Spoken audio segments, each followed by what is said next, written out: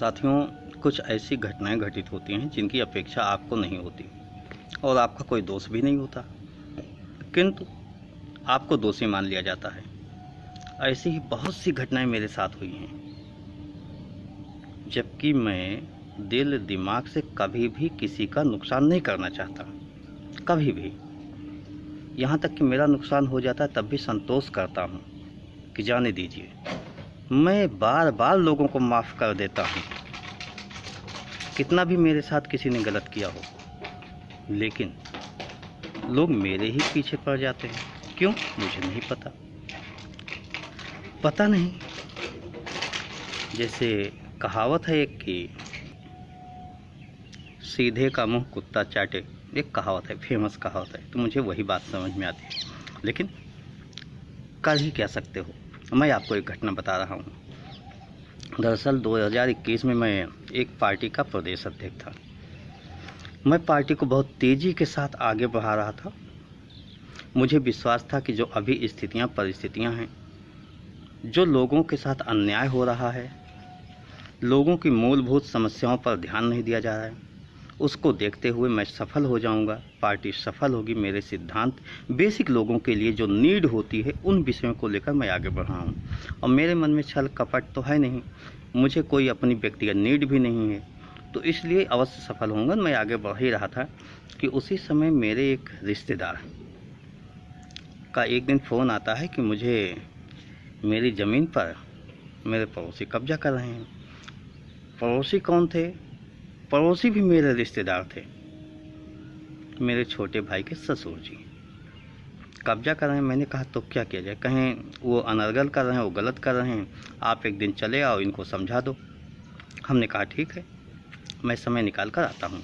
लेकिन भाई, मैं आता हूँ, आप कह रहे हो, उधर से तो मुझे बुलावा है नहीं, और उधर से मैं देखिए बात कर लेता हूँ, बात करके बताता हूँ। तो मैंने अपने भाई से बाद में बात किया कि क्या है मामला वहाँ। कहें भैया कुछ नहीं है, वो ऐसे ऐसे था, गलती इनकी थी और ये अपनी ज़मीन पे बनवा रहे थे, ये विरोध कर रहे थे। हमने कहा तो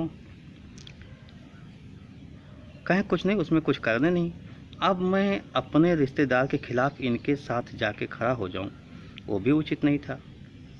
खैर, जब इनका दोबारा फ़ोन आया तो हमने कहा देखिए, आप दोनों का विवाद है, क्या सही क्या गलत, ज़मीन का विवाद है। ज़मीन के विवाद में हम जजमेंट तो करेंगे नहीं, मैं समझौता करा सकता हूँ, लेकिन समझौते के लिए उनको नीड नहीं है। आप चाहते हो तो ठीक है, कभी मैं आ जाऊँगा समय निकाल के, आप बताइएगा, लेकिन मुझे लगता नहीं है। और आप लोग आपस में बैठ के उसको सुलझा लो।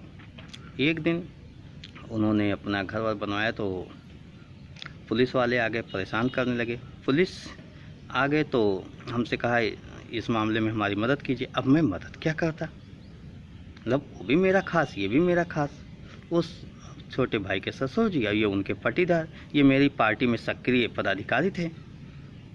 मुझे कुछ समझ में नहीं आ रहा था क्या करूं। मैंने कहा ठीक है, अन्याय तो नहीं होगा आपके साथ भी, ठीक है, मैं जो भी होता है, मतलब व्यवस्थागत तरीके से जो सही होगा वही होगा आपके साथ, अन्याय नहीं होने पाएगा। और आप ऐसा कीजिए, मेरी पार्टी के ही एक सीनियर पदाधिकारी थे, मैंने उनका नंबर कहा कि उनको आप फ़ोन कर लीजिए, कह दीजिए एसडीएम साहब से बात कर लें। और एसडीएम साहब से मैंने कॉन्फ्रेंस करके कह भी दिया कि एसडीएम साहब से कह दीजिएगा कि जो वाजिब हो, जो सही हो, वैसा न्याय किया जाए इन लोगों के बीच। मतलब पुलिस का हस्तक्षेप जो बेवजह है, पुलिस परेशान करती है, उसको न किया जाए। तो हमारे पदाधिकारी ने एसडीएम साहब को फ़ोन कर लिया। एसडीएम साहब को फ़ोन करने के बाद एसडीएम साहब ने तुरंत, मतलब वो मीटिंग में थी, कोई लेडीज़ थी, वो मीटिंग में थी, उन्होंने तुरंत इनकी बात सुनी। इसलिए कि पार्टी की वजह से हो या हम लोगों के विचारों की वजह से हो, अधिकारी भी ध्यान देते थे। तो बात सुनी और तुरंत थाने को फ़ोन हो गया। पुलिस वाले फर्जिए में आते जाते थे परेशान करने की नीयत से, तो खैर पुलिस का मामला तो गोल हो गया। अब पुलिस का मामला गोल हो गया, हमने ये भी बताया कि अपने भाई से छोटे बात किया कि भाई देखिए, अगर विवाद है तो समझौता कर लो, कहीं कोई विवाद है नहीं वहाँ, वो तो उनका है, वो उनका है, अब हम कुछ बोल नहीं सकते।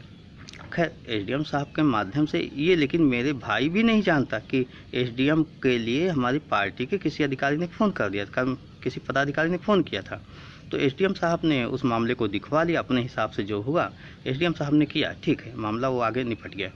लेकिन कुछ दिन बाद इन्होंने सेटिंग की, सेटिंग करके पुलिस वालों को मिलाया। अब पुलिस वाले कैसे मिलते हैं उसको मैं ऑनलाइन नहीं कहना चाहूँगा, आप लोग जानते हैं। इन्होंने पुलिस वालों को मिलाया, ये स्वयं सोच रहे थे कि मैं उस ज़मीन पे कब्जा कर लूँ। जब ये ज़मीन पे कब्जा करने गए तो मेरी जानकारी नहीं थी यहाँ तक, मतलब ये जानकारी थी कि इन्होंने पुलिस वालों को मिला लिया है।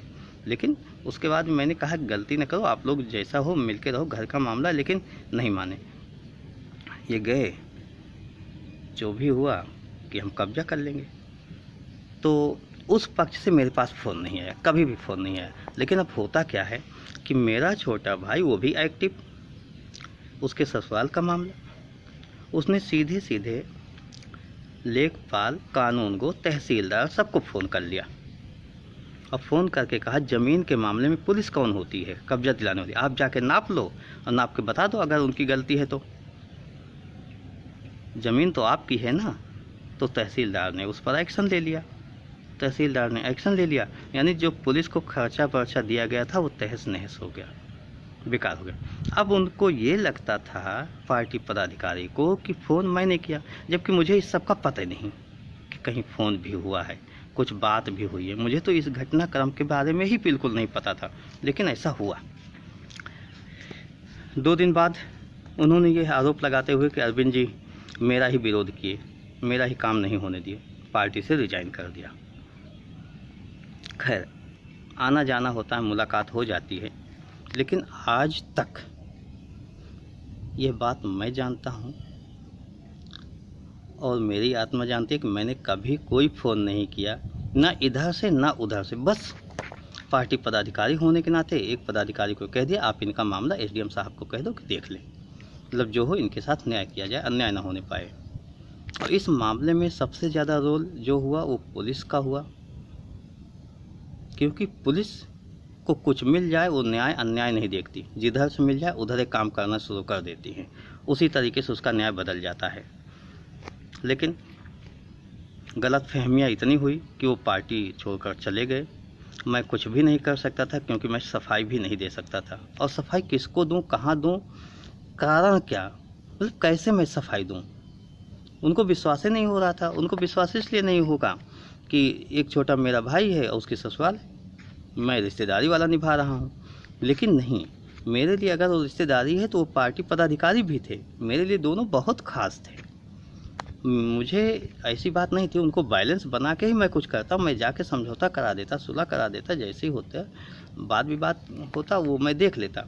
लेकिन मेरी आवश्यकता उस पक्ष को महसूस नहीं हुई। इनको भी लगा कि मेरे पास पैसा है, मैं पैसे से सब कुछ काम करा लूँगा, क्योंकि स्टार्टिंग में एसडीएम साहब से कह के जो इन पे पहली आफत आई थी वो रुक गई थी, क्योंकि ज़मीन का मामला एसडीएम साहब के अधीन होता है। तो गलतफहमी बहुत कुछ करा देती है। ये इसीलिए बता रहा हूँ कि आप लोग भी ऐसी गलतफहमियों से 2-4 हमेशा होते रहेंगे, क्योंकि ये जीवन है, जीवन में ऐसे लोग मिलते रहेंगे। तो ऐसे लाइफ के बहुत उतार चढ़ाव हैं। कुछ विषयों को और कभी रखूँगा, आप सुनिएगा, मज़ा आएगा कि लाइफ में क्या क्या झेलने पड़ते हैं। बिना निर्दोष हुए, बिना कुछ किए आपको उसके लिए आरोप प्रत्यारोप भी झेलने होते हैं। बहुत सी ऐसी घटनाएं हैं जिनके बारे में मैं लाइफ के बारे में अवश्य बताऊंगा, क्योंकि भारत का संविधान, भारत की व्यवस्था कितनी अच्छी है, इस पे कोई कमेंट नहीं किया जा सकता, लेकिन उसमें सुधार की बहुत आवश्यकता है, बहुत आवश्यकता है। इससे इनकार भी नहीं किया जा सकता। धन्यवाद। जय हिंद, जय भारत।